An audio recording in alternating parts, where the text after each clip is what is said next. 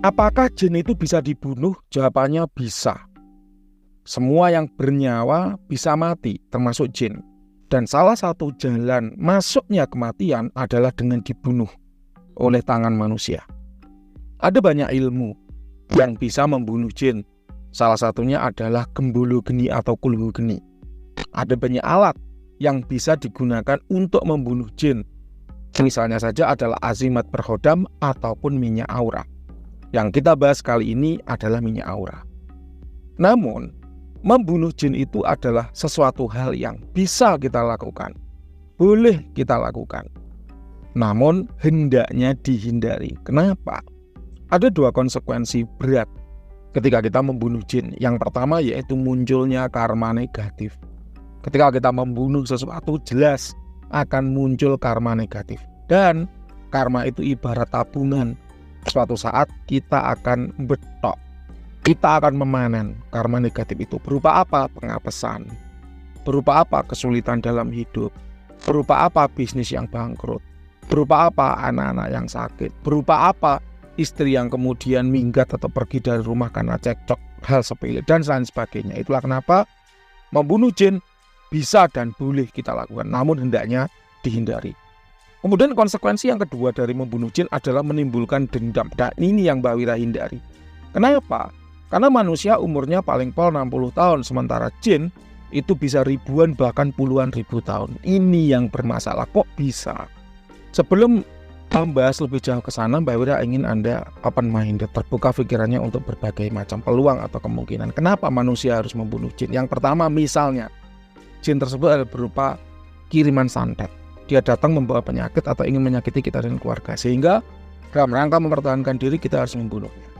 Yang kedua, misalnya jin itu meninggali atau menempati suatu area tertentu, tanah atau rumah yang kosong. Lalu kita membeli tempat tersebut, kita ingin menghuni tempat tersebut dan kita merasa terganggu dengan keberadaan jin itu.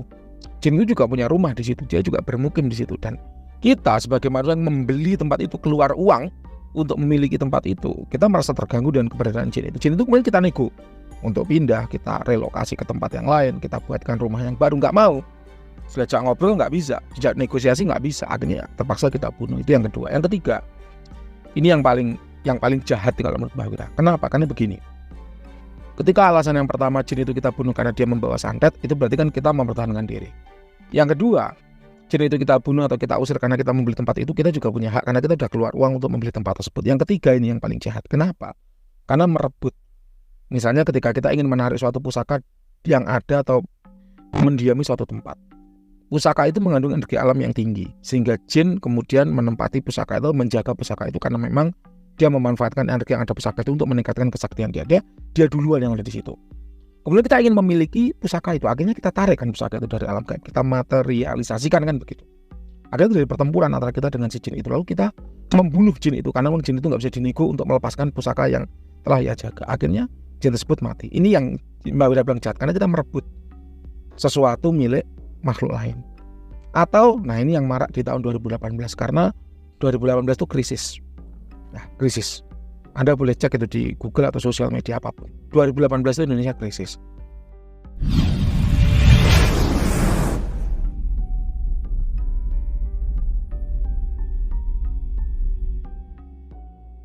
Cari uang susah, harga apa mahal.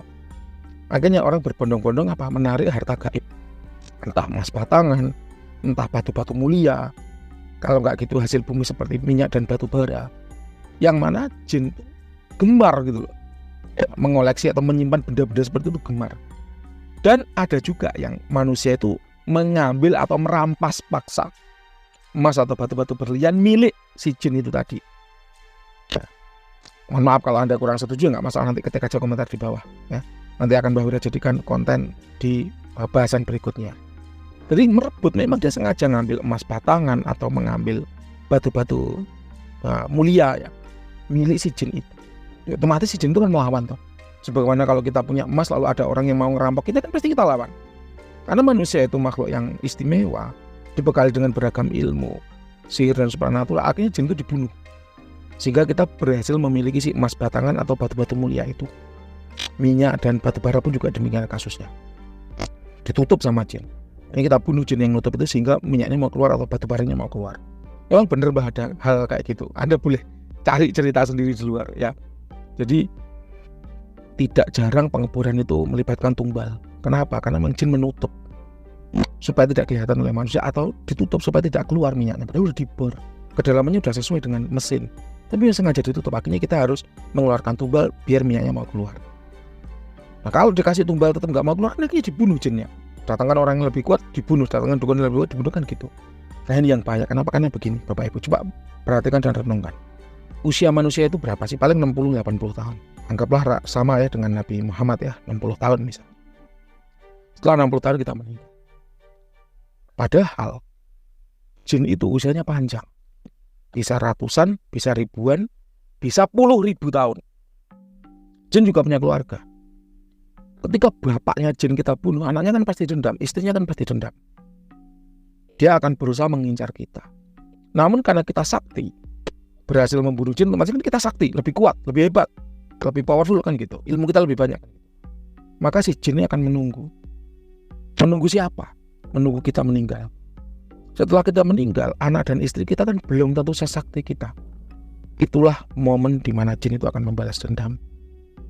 Entah dengan mengganggu kehidupannya, membuat sakit, membuat rumah tangga berantakan, membuat harta yang kita tinggalkan itu ludes untuk berubah dan sebagainya. Inilah yang Mbah Wira maksud risiko besar ketika kita membunuh jin, karena jin bisa jadi dendam. Ketika dendam, dia akan mengincar keluarga kita sepeninggal kita atau setelah kita meninggal. Karena jelas ketika dia mau melawan ketika kita masih hidup, dia akan kalah. Apalagi manusia semakin tua biasanya semakin sakti, ilmunya makin beragam, tirakatnya makin lama makin panjang. Orang susah tirakat itu masih muda ketika harus bekerja keras, anaknya masih kecil-kecil itu kan dia susah tirakat. Tapi begitu anaknya udah besar-besar, kuliah, kerja, dia udah nggak ada kerjaan apa-apa, dia udah nggak ada aktivitas apa-apa, dia udah menikmati masa pensiunan, kan akan tirakat kencang lagi. Otomatis kesaktiannya makin tinggi. Itu susah jin itu mau balas dendam. Namun ketika kita meninggal usia 60, 70 udah nggak ada di dunia ini ya, mereka kan datang berbondong-bondong untuk membalaskan apa yang telah kita lakukan. Itu loh yang Mbah Wira maksud dengan kita boleh dan bisa membunuh jin, namun jangan sering-sering dilakukan. Kenapa? Takutnya mereka akan membalas ke anak cucu kita. Kira-kira bagaimana?